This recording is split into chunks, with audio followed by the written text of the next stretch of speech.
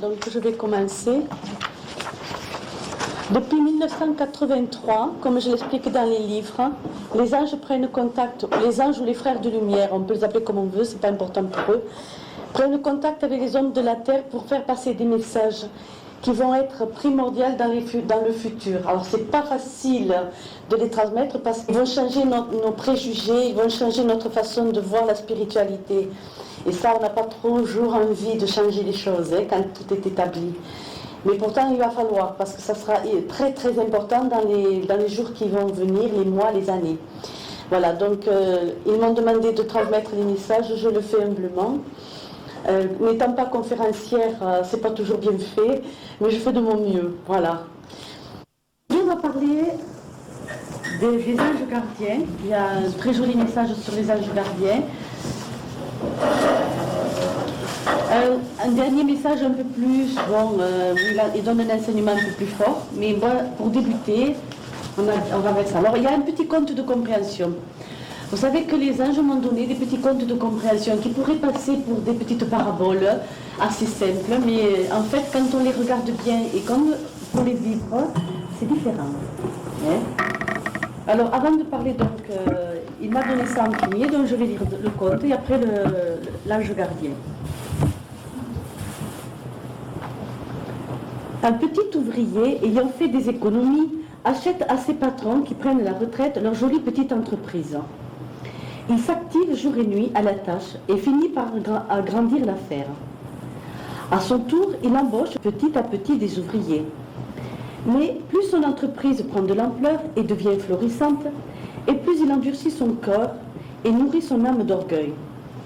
Son ange au-dessus de lui se désole, car son enfant oublie sa réalité, se perd et délaisse femme, enfant, amis et ne voit plus ce qui l'entoure, prisonnier de ses ambitions. L'ange fait appel à l'esprit du vent qui souffle sur le sujet de vanité. L'entreprise s'effondre et notre homme avec. Mais il se relève aussitôt et finit avec le temps par reconstruire une usine qui devient un sujet d'orgueil plus énorme encore. Sa famille, ses amis, n'en pouvant plus, s'enfuient au loin. Lui, malgré sa peine de vivre dans la solitude, s'acharne. L'argent remplit ses poches. L'ange pleure sur son enfant qui vit dans la pénombre. Il sait qu'il faut agir vite afin de sauver cette petite âme. L'esprit du feu passe sur le lieu de perdition.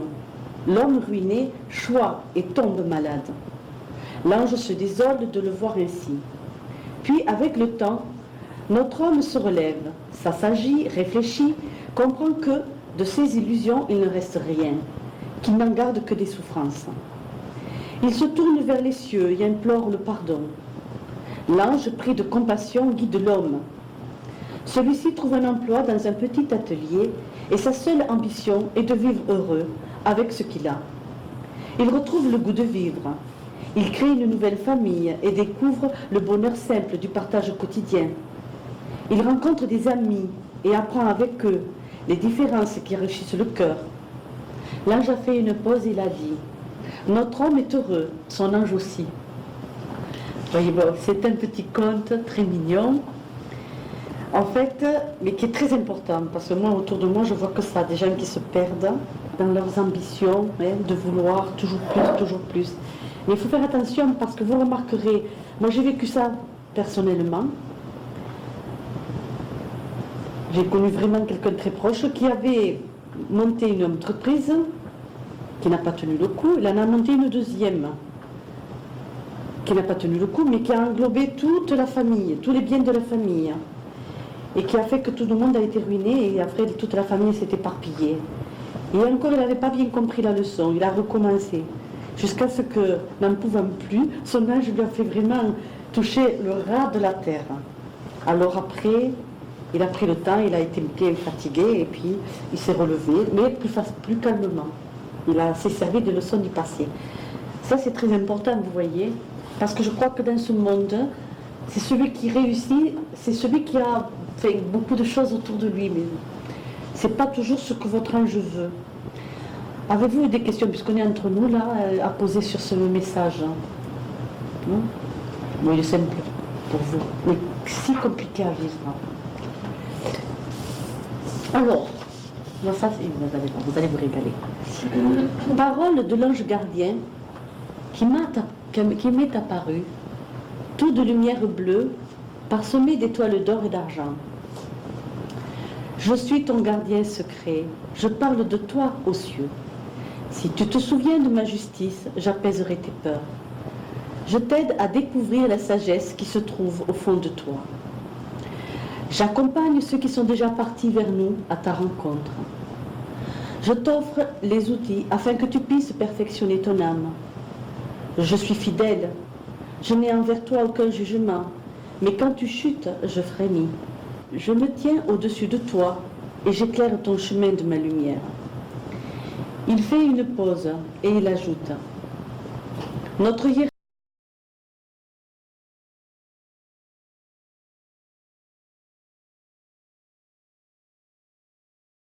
j'ai la charge de son âme. Je rends compte de son évolution à mes frères de sagesse, les anges du destin. J'attends avec impatience leur juste jugement. Eux seuls me permettent d'ouvrir ou de fermer sa route. Je remercie mes frères qui aujourd'hui reviennent vous instruire, comme il y a bien longtemps, avant que vos chutes les écartent de vous. Ils vous donnent les messages de délivrance afin que vous détruisiez toutes vos chaînes. Vous apprenez que la terre n'est qu'un lieu de perfectionnement de vos âmes qui doivent atteindre l'esprit divin. Cela doit vous libérer de la matière, car il est vain de vouloir les richesses matérielles. Vous devez tout laisser là et venir à nous, le plus dépouillé possible. Il me regarde et me sourit. Je perds toute notion du temps, tant je sens son amour pénétrer en moi. Et je dis: j'ai tant d'amour en moi en écoutant ces paroles. Que de bénédictions nous recevons pour nos cœurs. Les anges nous sont envoyés comme nous sommes aimés. Ils parlent à nos âmes. Écoutez les paroles de délivrance. Ils mettent dans nos cœurs des sentiments de foi, d'amour, de pardon, sainte tendresse, qui nous rappellent que nous sommes venus des cieux. Sur terre, de nos vies de labeur difficiles, ils veulent en faire des vies de triomphe. Mais pour cela, il faut leur faire confiance, prendre les clés qu'ils nous tendent pour combattre et détruire nos traîtres égaux. Ces impossibles égaux qui nous rendent ingrats, faibles, perfides, et qui nous mènent vers toutes les souffrances. Cher ange si confiant, qui nous pardonne tant de nos faiblesses, infinie bonté, ils sont là et nous aident à rire de nos fausses joies. Ils sont là et nous avertissent par l'intermédiaire de notre conscience qui nous reproche nos actes négatifs. Ils acceptent pour nous aider toutes les démarches, même les plus difficiles, dirigées par les anges du destin. Merci mille fois. Je t'écoute. Quand il dit l'ange qui rencontre, il rend compte. Il rencontre. C'est mal dit, je le dis de façon pas bien dite. C'est un peu primaire.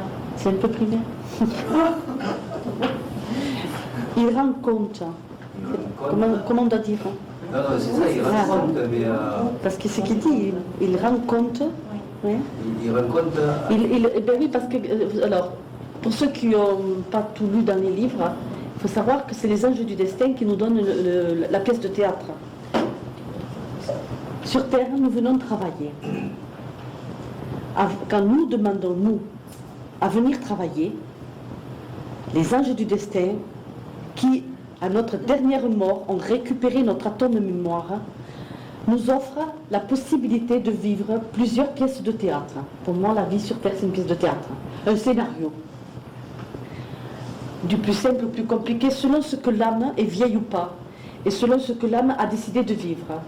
Veut-elle simplement venir sur Terre que pour régler une ou deux dettes, ou veut-elle venir sur Terre pour en finir avec son karma? Tout dépendra de ça. Selon sa demande, il faut savoir donc que le jour que nous sommes créés, du souffle de vie, petite âme vierge, minérale, végétale, animale, humaine, nous sommes confiés à un ange gardien.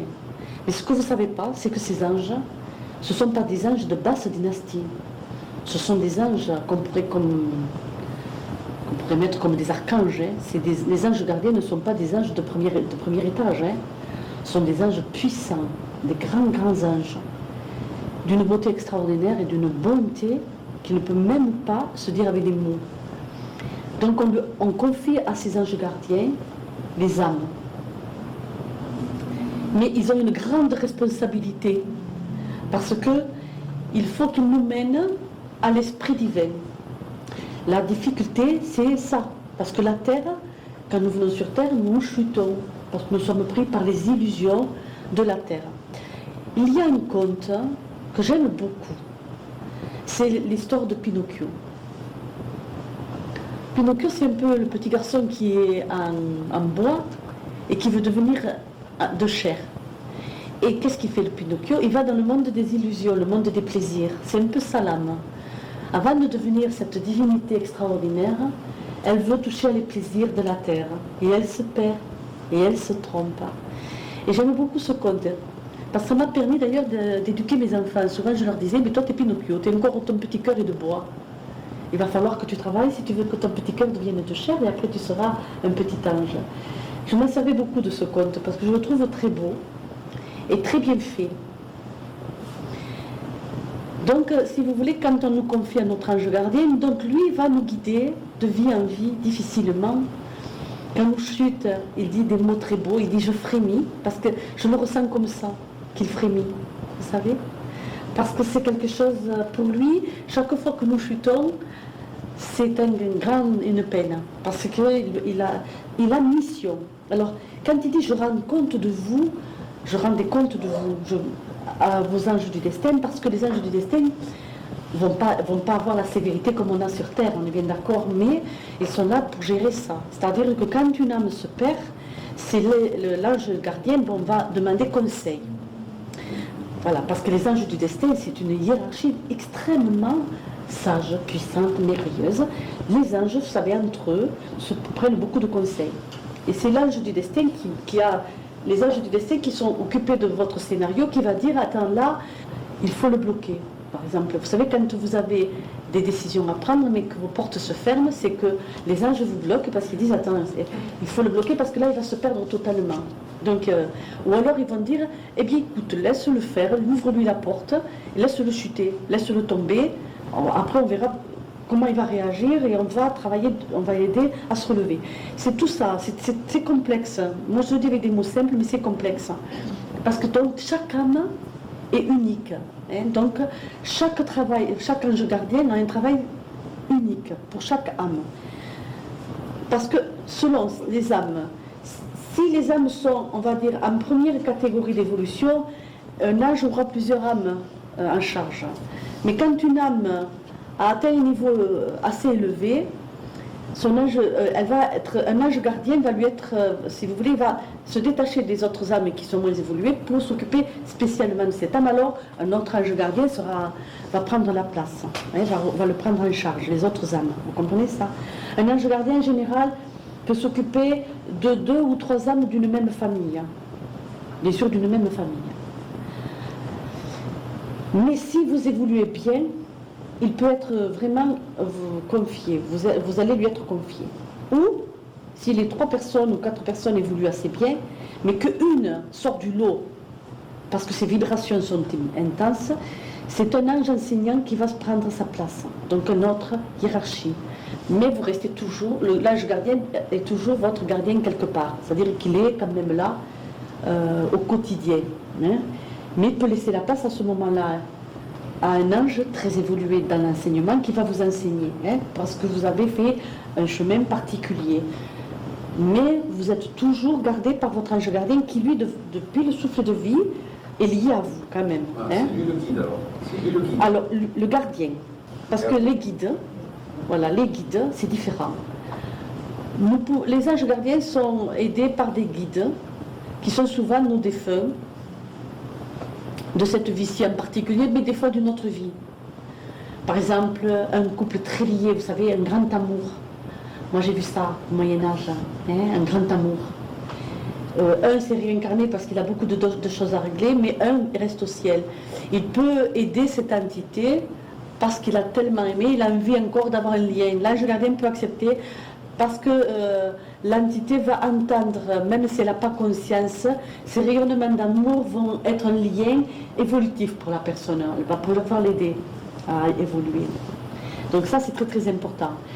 C'est un travail complexe, mais par contre, c'est important de savoir que nos guides, eux, ne seront pas éternellement avec nous. Nos guides défunts, par exemple, notre père, notre mère, notre grand-père, notre grand-mère, une tante, une marraine, un parrain, peut nous guider, mais un temps, pour des raisons qui sont multiples, multiples, on ne peut pas dire là la raison, parce que c'est multiple. Ça peut être parce que, souvent c'est le cas. Par exemple, moi j'ai eu le cas. J'ai une femme, j'ai dit, votre papa vous aide beaucoup. Ah non, non. Ah non, non, non. C'est possible, mon père, il ne peut pas m'aider aussi parce que mon père, il ne m'aimait pas, il ne s'est jamais occupé de moi. Voilà. Donc, alors d'autant plus qu'au ciel, il demandera la permission aux anges gardiens de pouvoir vous aider. Donc ça, c'est les guides. Ça peut être un enfant qui part au ciel, pour un cheminement d'évolution très important, parce que tout simplement, pour vous aider à couper ce lien avec lui, peut prendre un contact avec vous. Les enfants, dans les livres, vous avez beaucoup de messages des enfants qui s'en vont, qui sont toujours liés à la famille un temps, jusqu'à ce que la famille, bon, le temps terrestre passant, bon, ce soit moins douloureux, donc l'entité va pouvoir se libérer un peu de sa famille. C'est pour ça que c'est très important d'avoir cet enseignement, parce que ça nous permet de les lâcher un peu. Les anges du destin, ils sont beaucoup. Chacun a son ange du destin ou pas? Non, non, non. Les anges du destin ne sont pas liés à une entité. Les anges du destin c'est un monde à part. Ils vivent dans la bibliothèque cosmique qu'on pourrait lier au monde du Capricorne, où toutes les mémoires cosmiques, c'est là. Les anges du destin ne font pas que le destin des hommes, et ils travaillent aussi sur les autres mondes, les autres planètes, entre guillemets. C'est une hiérarchie, si vous voulez, qui travaille, mais pour les hommes, il y a une part dans les anges du destin qui s'occupe donc de travailler sur les destins des hommes, mais qui ne sont pas liés à une entité en particulier. Non. C'est les anges gardiens, oui. Si je comprends bien, ton ange gardien c'est toujours le même, mais les guides peuvent changer. Oui, oui, oui, oui. Selon si tu évolues. Voilà, et selon l'évolution que fait le guide, par exemple, donc pour le père qui ne s'est pas occupé de son enfant, par exemple, quand l'enfant donne un pardon, vous savez, quand quelque part il y a un pardon qui est donné, le père va pouvoir enfin lâcher et pouvoir remonter dans des cieux qui sont les siens, et à ce moment-là, quelqu'un d'autre va être remplacé, va pouvoir remplacer le travail. Parce que nos défunts qui nous guident, c'est un handicap quelque part, si vous voulez, parce qu'il ne peut pas monter dans les mondes qui sont prévus pour lui. Mais d'un autre côté, pour certaines âmes, c'est important aussi, parce qu'elles ne pourraient pas atteindre aucun ciel, pour des raisons qui sont, par exemple, un père qui aurait laissé une dette avec des enfants ou une famille. Ou alors un enfant qui, par contre, c'est très embêtant pour les enfants, parce que les enfants donc, sont très liés à leur famille, et eux, c'est pas leur place. Mais les anges, comme les enfants aiment tellement leur famille et souffrent pour leur famille, les anges acceptent. Mais il y a tout un travail qui est fait quand même pour que l'enfant puisse se lâcher prise. Voilà, donc c'est très important. Pour les gens qui sont suicidés, par contre, eux sont liés, pas en tant que guides, sont liés à la famille à cause de la culpabilité, des souffrances de la famille. Ça, c'est épouvantable parce que eux se perdent. Donc moi, je dis toujours aux gens, quand ils ont des enfants ou de la famille qui se sont suicidés, je leur dis que tant qu'eux ne lui auront pas pardonné le suicide, ils ne peuvent pas monter dans les mondes de lumière. Et ça peut être des âmes qui se perdent. Ça peut être une âme qui se perd. Donc là, c'est important quand même. Quand je dis qu'il se perd, pas pour les cieux, on est bien d'accord. C'est-à-dire qu'elle n'arrive pas à monter dans le tunnel de lumière. Elle reste liée à la terre. C'est très difficile. Par exemple, qui va rester dans la maison des entités, qui va déranger tout le monde. Parce que la famille ne guérit pas de ça, parce que ça, dans la mémoire, il y a des appels, il y a des choses qui se passent dans la maison, c'est douloureux. C'est douloureux pour tout le monde. Hein. Ça peut être aussi un enfant qui meurt d'un accident de voiture ou de moto, par exemple. Si la famille est trop dans le désespoir et qu'il n'y a eu aucune spiritualité familiale, peut être aussi une âme qui reste dans la maison parce que... voilà. Alors là, et en plus, alors, moi j'ai vu ça très souvent, que la mère rentre en écriture automatique, ça c'est épouvantable. Ça c'est épouvantable. Parce que l'âme, alors, elle n'attend que sa mère, c'est toujours un appel, je veux communiquer avec ma mère, hein, pour lui dire que je l'aime, pour lui dire que je ne suis pas morte, que lui dire que c'est là. Lui inventer plein de choses, on lui invente des histoires, tout le monde est perturbé. La mère est totalement perturbée, car ce n'est pas le même lien. Un enfant qui communique avec ses parents, normalement, c'est-à-dire par les rayons cosmiques, hein, les parents sont livrés, sont bien, sont heureux. Les enfants qui communiquent avec les parents dans une notion d'enfermement dans la maison, tout le monde est mal. Vous remarquerez que souvent les mamans qui font des écritures automatiques ne sont pas bien du tout. Je parle celles qui vraiment sont dans la souffrance de l'écriture et qui veulent absolument ne pas faire le deuil, hein, rentrer en contact tout le temps. Et ça, moi, je le vois très, très, très souvent. Et c'est très difficile pour dire à la mère, moi des fois je me fais jeter, hein, parce que je dis à la maman, vous êtes dans le tort, il ne faut pas, c'est pas bon pour vous et pour l'enfant. Hein. Il y avait le cas aussi d'une personne qui avait réussi grâce à des gymnastiques, elle avait acheté un bouquin pour faire des sorties astrales. Elle avait perdu son mari, et donc elle faisait des sorties astrales pour rencontrer son mari. C'est devenu quelque chose d'épouvantable, hein, je vous le dis de suite, hein, pour elle vraiment, et pour cette âme. Donc déjà, il faut comprendre que les sorties astrales, moi personnellement, je ne sais pas faire une sortie astrale par moi-même. Hein. Des fois j'essaye. Je sors pas. C'est là, je vous fais faire des sorties astrales. L'ange, lui, il sait comment faire.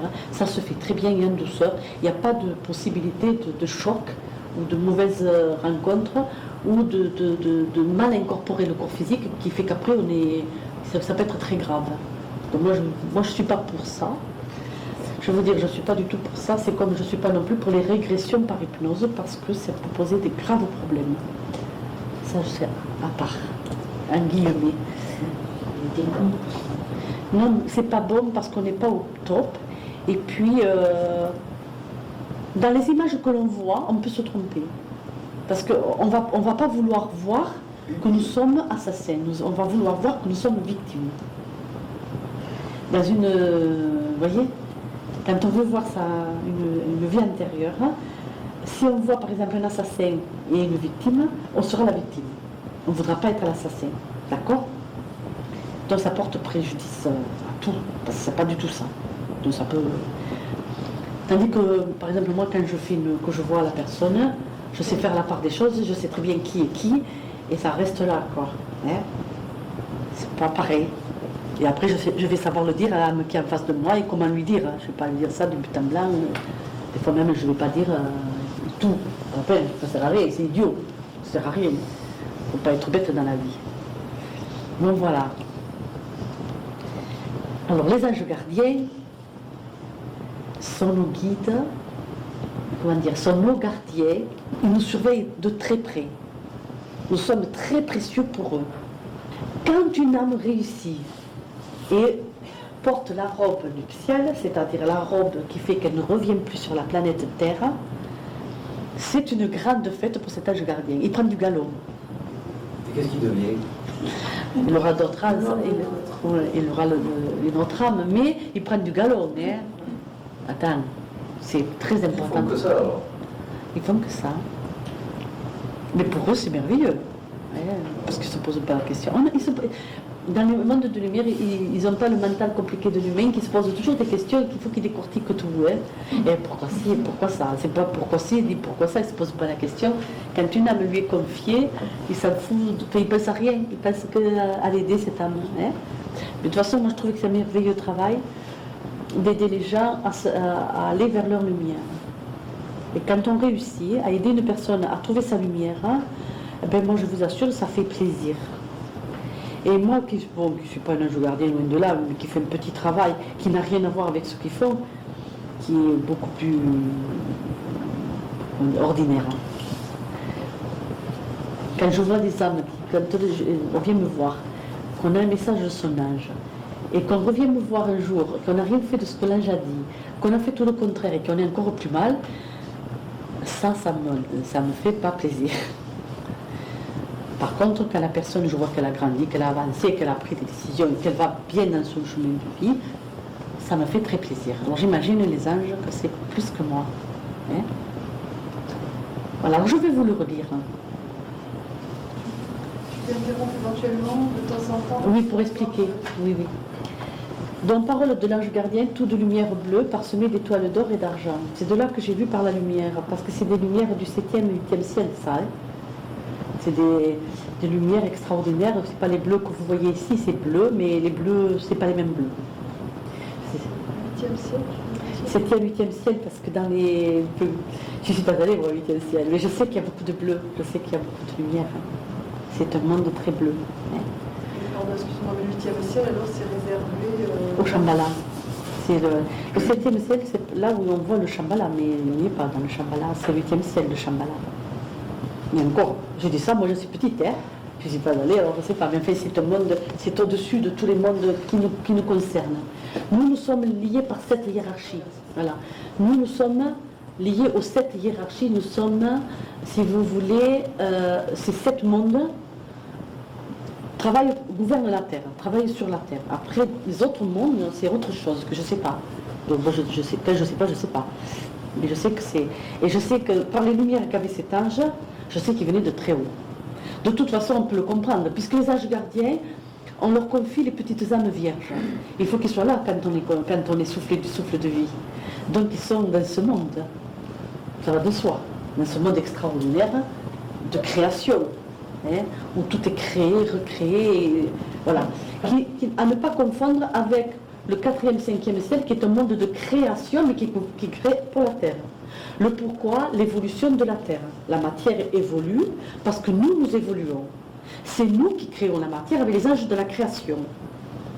Pourquoi Dieu il a créé des vies comme ça? Quand je serai là-haut, je te le demanderai et que je redescendrai te le dire. Je pense que c'est dans l'évolution de tout ça. Non, je ne sais pas. Mais vous verrez dans notre message que je vous l'expliquerai parce qu'il est un peu plus complexe. Moi, j'ai un peu compris que on va dire, ce Dieu de création qui n'est pas...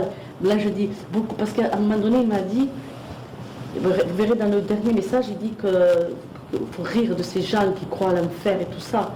Et j'ai pas tout marqué de ce qu'il a dit, parce qu'il m'a dit de ne pas tout marquer, parce qu'ils ne sont pas prêts, les hommes, à entendre. Déjà qu'on me traite de folle et tout ça. Alors si je dis ce que des fois ce que me disent les anges, moi je dis pas encore. Je suis prudente. Mais bon, par exemple, si tu veux voir le visage de Dieu, c'est pas en faisant nos religions. Hein. Voilà. Nos religions nous éloignent du visage de Dieu, comme dit l'ange. Voilà. Et aucun des prophètes qui ont créé ces religions-là n'ont vu le visage de Dieu. Voilà. Parce que c'est séparer les hommes, ceux qui ont créé tout ce qui est négatif dans les religions, on est bien d'accord. On est bien d'accord de ce que je dis, hein. Voilà. Il y a du bon quand même dans toutes les religions. Oui, parce que dans toutes les religions, on a gardé une part les anges, quand ils ont enseigné, comme il dit l'ange, nous leur avons dit beaucoup de choses, mais ils ont transformé beaucoup de choses que nous avons dit. Mais de toute façon, on peut que le comprendre, puisque ce qui est le plus proche de nous comme enseignement, c'est celui de Jésus. Et si on regarde bien l'enseignement de la Bible, du Deuxième Testament et ce qu'en font les hommes, je suis désolée, c'est pas du tout ça. La religion qui se dit venir de Jésus se trompe dans la... Lui, il avait fait vœu de pauvreté, ça n'a pas été ça. Lui, il ne voulait avoir aucun pouvoir sur les hommes, ça n'a pas été ça. Ils le disent, les anges, ils disent que les hommes ont transformé leur enseignement. C'est le pourquoi, à un moment donné, on n'a plus vu les anges. Parce que les anges étaient en communauté avec nous. Les hommes ont voyé les anges, c'était commun de voir un ange, c'était pas extraordinaire, c'était commun. Mais à partir du moment où l'homme a trahi la parole de l'ange, il s'est enfermé dans la matière, il s'est alourdi, il a alourdi sa vue, il a fermé son sixième œil, et il ne voit plus les anges. Son sixième sens, son troisième œil. Mais parce que le troisième œil, c'est pour moi le sixième sens. Voilà, donc voilà. Mais c'est vrai qu'ils disent que beaucoup de choses ont été transformées et qu'il y a eu beaucoup d'erreurs de fait. Mais bon, il ne croyait pas que quand il dit ça, qu'il parle mal de certains prophètes. Mais il dit qu'ils se sont trompés et que parce que quelque part, ils n'écoutaient pas bien ce qu'on leur disait. Mais si tu comprends moi. Mais ils ne leur en veulent pas, je veux dire. Ils ont dit, mais à un moment donné, bon, ils ont laissé couler le temps, mais au jour d'aujourd'hui, il faut que l'homme, quand même, il ne faut pas rester dans nos préjugés et idolâtrer bêtement. Il faut dire, bon, il y a eu des erreurs de fait, nous allons essayer de remettre de l'ordre. Comme une femme qui fait, par exemple, bon, une crème pâtissière, je passe à ça parce que moi j'aime bien la crème pâtissière, puis j'en ai fait une il n'y a pas longtemps. Mais on la rate des fois, ça fait des grumeaux, pourtant c'est l'affaire. Hein. Bon. Eh bien, il faut la refaire pour qu'on en refasse sans grumeaux. C'est un peu pareil de l'enseignement des anges. Dans l'enseignement qui a été transmis depuis longtemps, voilà. Et ce qui étonne beaucoup les anges, c'est qu'actuellement, les guerres de religion qu'il y a sur la planète Terre actuellement, sont des guerres de religion qui sont du Premier Testament. Or, le Premier Testament n'a plus rien à voir avec nous. Absolument plus rien à voir avec nous. Il faudrait se pencher sur le Deuxième Testament, qui lui est le holistique, c'est l'ère du Verseau.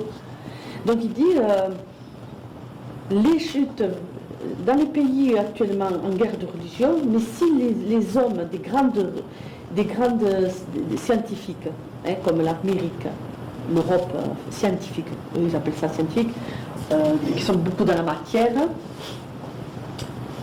et très peu dans la religion, on leur disait que si nous on n'était pas si en retard, on aurait pu aider ces peuples à justement ce qui n'est pas de guerre de religion.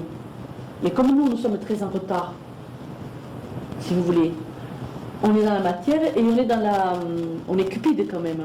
Je ne parle pas de nous ici, mais c'est vrai. C'est les autres pays où les âmes sont plus jeunes sont comme asservis par les âmes plus vieilles. Un peu ce qu'ils ont fait les Atlantes. Alors comme disent les anges, la difficulté pour nous maintenant, c'est de faire évoluer les peuples vieux, comme nous, pour aider les peuples jeunes, comme ces peuples. Voilà. Donc c'est pas trop en regardant la télévision que vous allez faire ça. Hein.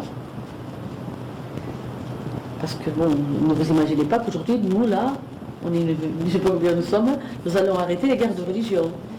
Mais si nous, ici, mettons, on est une vingtaine, hein, si nous, on décide de vivre comme on nous le demande, autour de nous, les gens vont suivre un peu notre route, et ainsi de suite, jusqu'à ce que ça fasse boule de neige.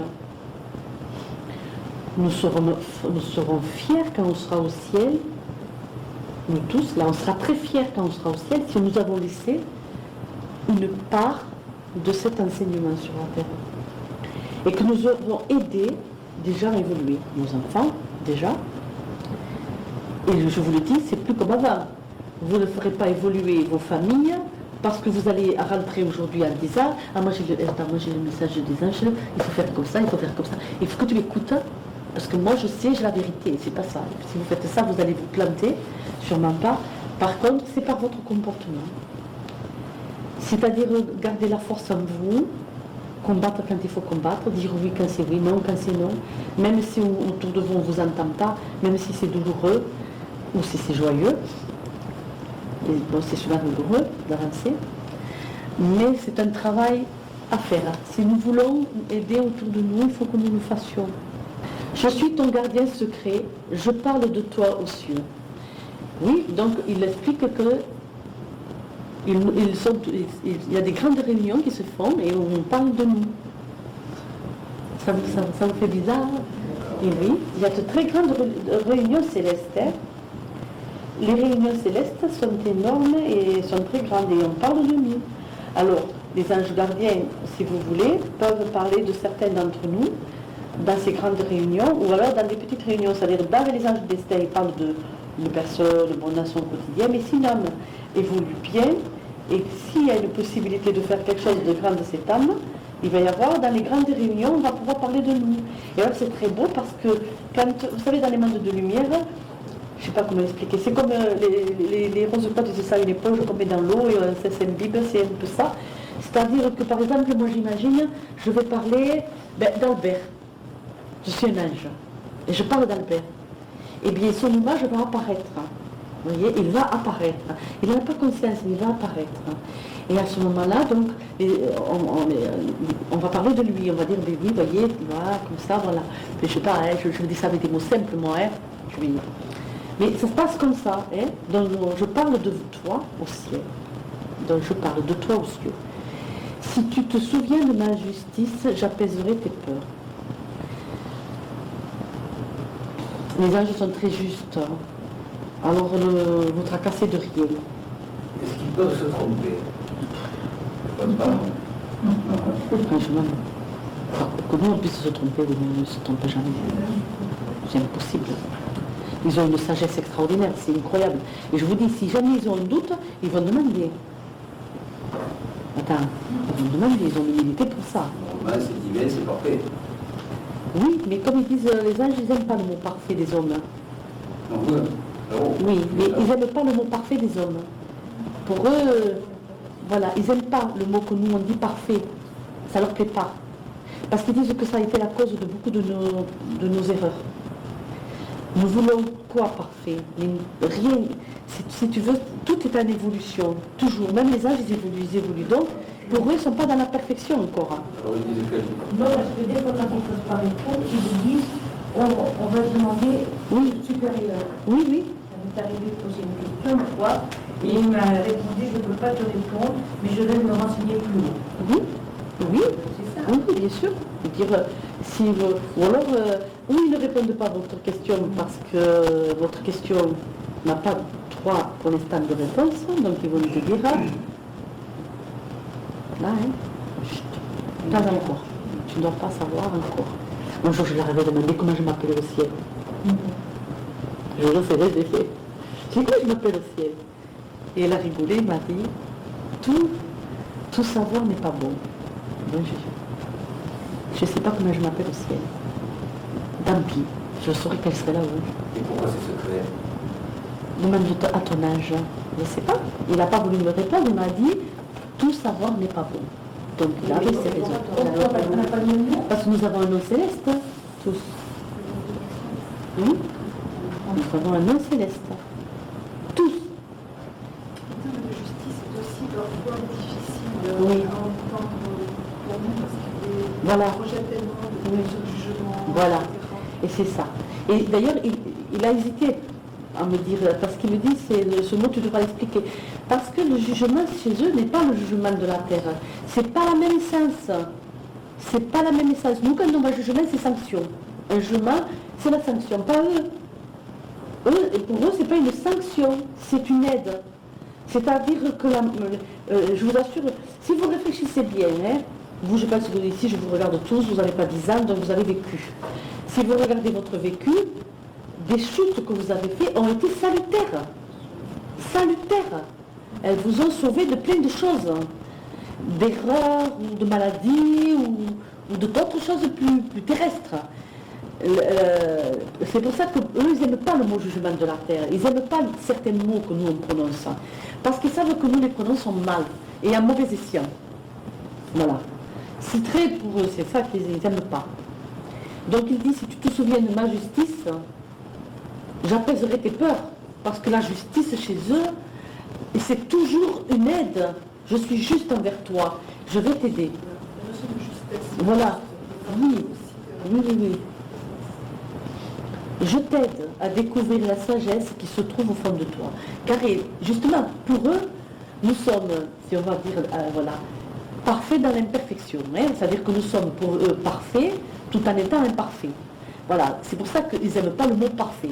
Eux, ils se disent parfaits dans l'imperfection. Quand l'ange dit saint je suis, c'est pas dans le sens terrestre. Que nous on voit saint avec les auréoles, les patins couffés. Saint je suis, c'est parce qu'il a atteint cette sainteté quand même. Mais qui est la sainteté du ciel qui n'a rien à voir avec ce que nous on entreprend. C'est-à-dire que nous on met les saints au-dessus de nous. Eux, ils ne se sentent pas au-dessus de nous. Nous, quand on saint, je sais pas moi, une sainte dans une église, on va la prier et on la met, on l'idolâtre. Ça lui déplaît beaucoup. Quand elle est là-haut, elle dit mais qu'est-ce qu'ils sont embêtants. Ils me cassent les pieds. Franchement, ils sont en casse de pieds. Bon, alors, comme ils sont gentils quand même, ils nous donnent la petite aide qu'on demande. Mais c'est souvent la blague votre ange gardien parce que la sainte ou le saint que vous avez prié, ils ont bien autre chose à faire. Hein. Ça vous agace que je dise ça. Hein. Parce que votre ange gardien est là pour ça. Eux, ils sont dans le cosmos, ils font d'autres choses. Donc je t'aide à découvrir la sagesse qui se trouve au fond de toi. J'accompagne ceux qui sont déjà partis vers nous à ta rencontre, dont là il parle de vos guides, de vos défunts. Je t'offre les outils afin que tu puisses perfectionner ton âme. Quand il dit je t'offre les outils, ça peut être des outils difficiles. Ça peut être une épreuve de maladie, hein, même. Mais, non, parce qu'ils ne nous rendent pas malades, donc c'est pas ça. Si tu veux, je t'offre, quand nous tombons malades, c'est que nous avons créé la maladie, ils le voient bien. Et pour éviter le cancer, il va dire, bon, il vaut mieux que... Donc, si vous voulez, ils vont enlever... Quand nous dormons la nuit, nous sortons de notre corps physique.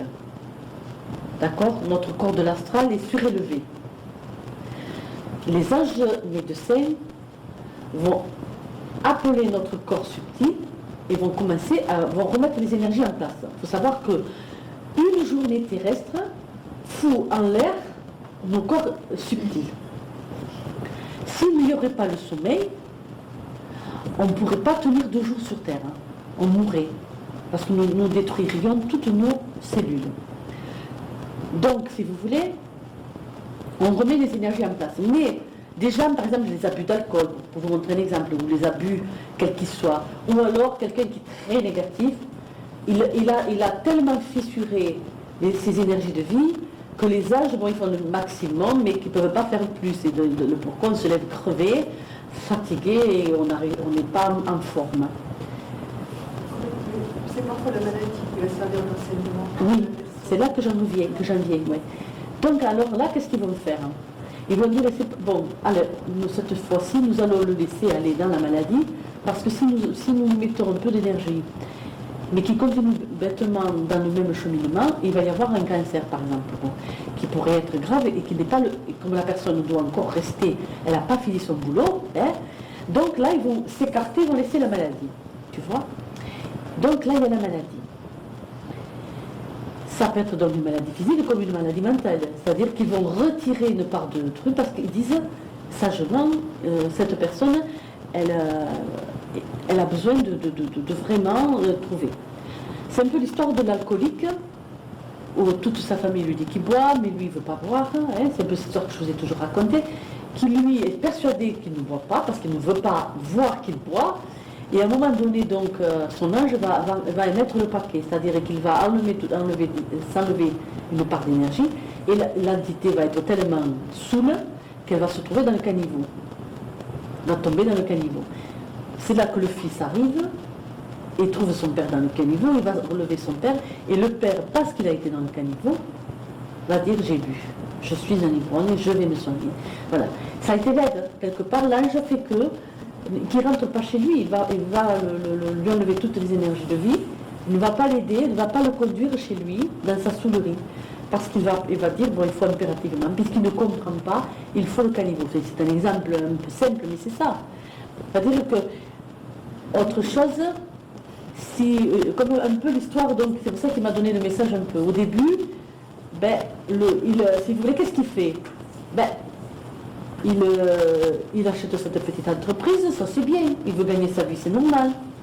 Hein? Mais il grandit, bon. Mais là, il travaille beaucoup. Hein? Alors il en oublie sa femme, il délaisse sa famille. Là, ça ne va plus. C'est à partir de là. C'est pas parce qu'il rend son entreprise florissante qu'il n'est plus en harmonie avec l'ange. Hein? C'est parce que son entreprise est florissante, c'est qu'il délaisse sa famille, qu'il n'est plus en harmonie avec l'ange. C'est là que l'ange va se poser question, que faire? Donc, il fait appel à l'esprit du vent. Bon, là, ça peut frapper. Ça peut être le banquier, l'esprit du vent. Ça peut être un gros client qui ne vous paye pas, qui va foutre en l'air toute votre entreprise. Hein, on est bien d'accord. Ce que je veux dire par là, bon, là, l'ange, pour l'histoire, il veut vous frapper, il veut vous... Hein, donc il dit, je fais appel à l'esprit du vent qui souffle sur le sujet de vanité. Bon, de façon à ce que l'homme souffre et se rende compte de l'illusion qu'il avait fait, que c'était une illusion, un coup de vent, il n'y a plus rien. Eh bien non, il se relève. Bon là, il est content qu'il se relève là, il est content, hein. Aussitôt, il finit avec le temps par reconstruire une usine. Alors là, j'ai dit, mais qu'est-ce qu'il me fait? Il a construit une usine maintenant, mais qu'est-ce qu'il me fait? Bon, mais si encore il avait compris avec sa famille que s'il avait fait une usine, d'accord, mais que ce soit aimant pour sa famille, qu'il sache prendre du temps et qu'il s'occupe du reste, bah, il n'aurait pas fait appel à l'esprit du feu. Il fait appel à l'esprit du feu parce que, alors là, il se perd complètement, il devient orgueilleux, vaniteux, et puis là, il délaisse les âmes qui lui sont confiées. À partir de là, on va faire appel à l'esprit du feu. Le feu, c'est la purification, vous avez vu. Le vent, pour l'ange, c'est le symbole du léger encore. Hein? Le feu, c'est la purification. Là, maintenant, il va falloir qu'il purifie. Donc, il va le laisser se perdre un peu. Hein? L'homme ruiné choix et tombe malade. Il le laisse. Il le laisse. L'ange se désole de le voir ici, mais il le laisse. Puis, avec le temps, notre homme se relève. Il le laisse, là, pour l'instant, si vous voulez, il est à côté de lui, il le laisse. Et lui donne des... Quand la personne se relève, l'ange le maintient, on est bien d'accord. Mais il le laisse dans sa... On est bien d'accord, l'ange, il n'est pas là, il te dit, attends, il faut que tu te relèves maintenant, il faut que tu t'assagisses. Non, il le laisse faire. Il se relève, il s'assagit, il réfléchit. Il comprend. Qui ici n'est pas passé par là? Dites-moi. Qui ici n'est pas passé par là? Moi, je suis passé. Moi, je vous le dis. Ça m'est arrivé tout ça. C'est la même histoire. Mais ça m'est arrivé.